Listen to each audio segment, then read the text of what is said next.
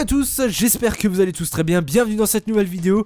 Et comme vous le savez, dans l'univers One Piece, on ne peut pas toujours avoir les meilleurs fruits du démon, comme le Magu Magu no Mi d'Akainu, le Mera Mera no Mi de Ace, ou encore le Gura Gura no Mi de Barbe Blanche. Tout simplement parce que dans One Piece, il y a également les pires fruits du démon, les fruits du démon que tu ne veux sous aucun prétexte manger. Et c'est cela qu'on va voir dans cette vidéo. C'est parti. Le Inu Inu no Mi modèle Bassé, ou le fruit du canidé, est un fruit du démon de type Zoan qui permet à son utilisateur de se transformer en chien, plus précisément en Bassé. Alors déjà, c'est un fruit du démon de type Zoan, c'est déjà pas mal, mais le problème c'est que se transformer en chien, c'est pas forcément un pouvoir hyper puissant dans l'univers One Piece quand on sait qu'il y a des possibilités énormes de fruits du démon en termes de puissance. Alors quand tu sais que tu peux tomber sur un Gura Gura no Mi et que tu tombes sur un Inu Inu no Mi, franchement je crois que dans la vie t'es pas bien. La seule particularité que je pense qu'il pourrait être bien avec ce fruit du démon, c'est que tu pourrais te lécher toi-même.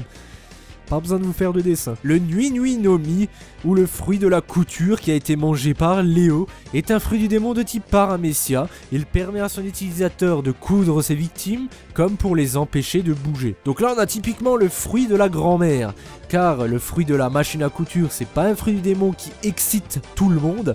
Je pense que dans la vie, si tu as sacrifié le fait de nager pour pouvoir faire de la couture, quelque chose qui est déjà faisable sans utilisation d'un fruit du démon, je pense que tu pourrais t'en passer. Le Awa Awa no Mi de Khalifa, ou le fruit des bubules, est un fruit du démon de type Paramecia qui permet à son utilisateur d'émettre et de contrôler des bulles de savon qui peuvent non seulement servir à nettoyer, mais aussi à vider sa victime de son énergie.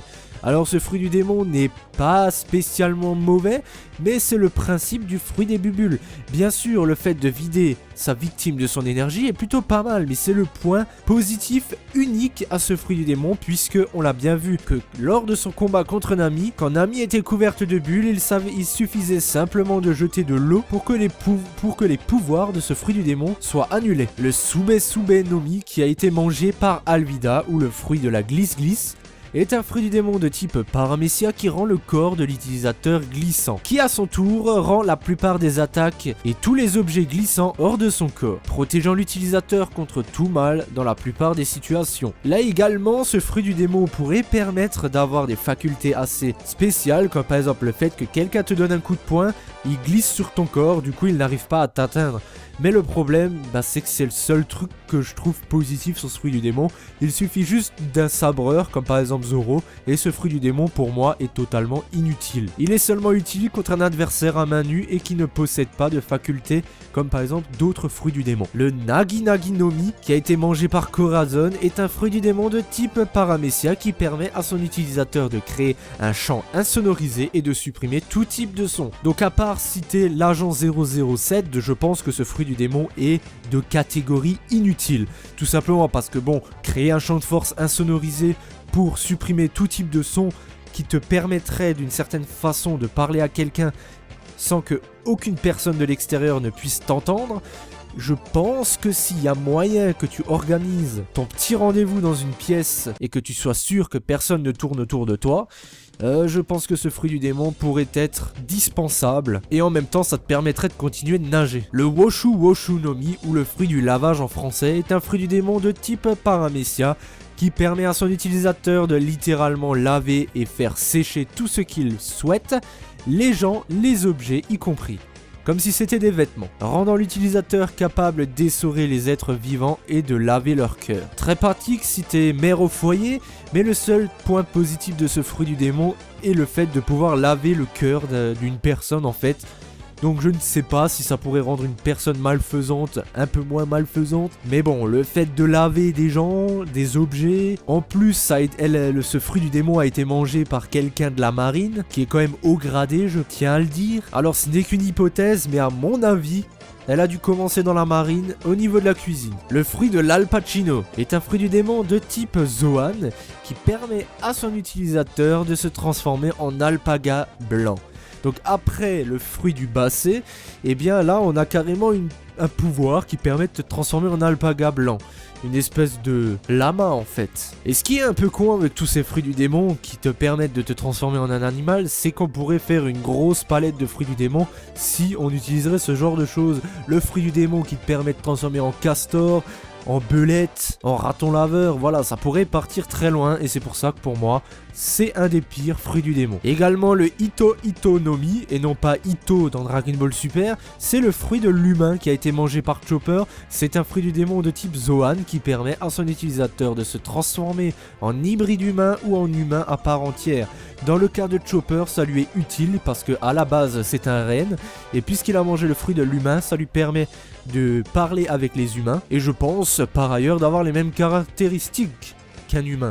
Mais est-ce qu'un humain qui mange ce fruit du démon, à part perdre la possibilité de nager, est-ce que ça lui apporterait quelque chose de plus? Parce que évidemment dans le cas de Chopper ça lui a aidé, mais si un humain le mange, ça sert à rien. Et on finit avec le Jake no Mi, où le fruit de la pelisse est un fruit du démon de type Paramecia. Il permet à son utilisateur de se changer en veste et d'être enfilé par des personnes ou des animaux.